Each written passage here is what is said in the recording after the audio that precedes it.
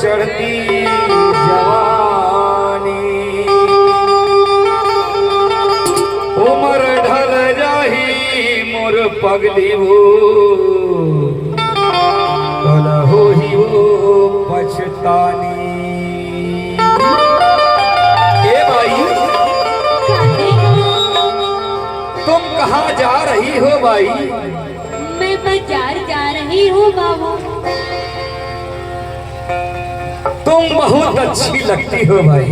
आप गाना गाते हो बाबू? मैं गाना भी गाता हूँ, खाना भी खाता हूँ और कभी दारू भी पीता हूँ भाई, और कभी पोसना भी पीता हूँ भाई, और कभी भालू भी नचाता हूँ भाई, और कभी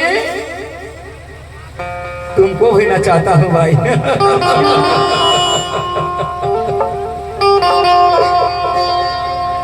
आखी माँ तोरे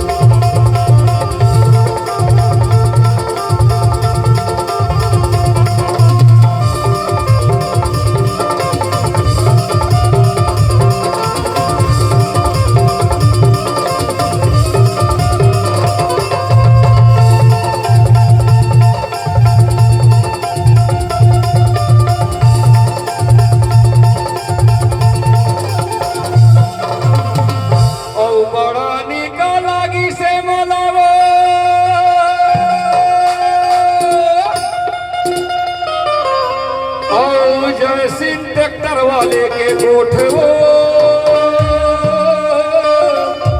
अरे गाना में खुश होके और से सौया के नोट वो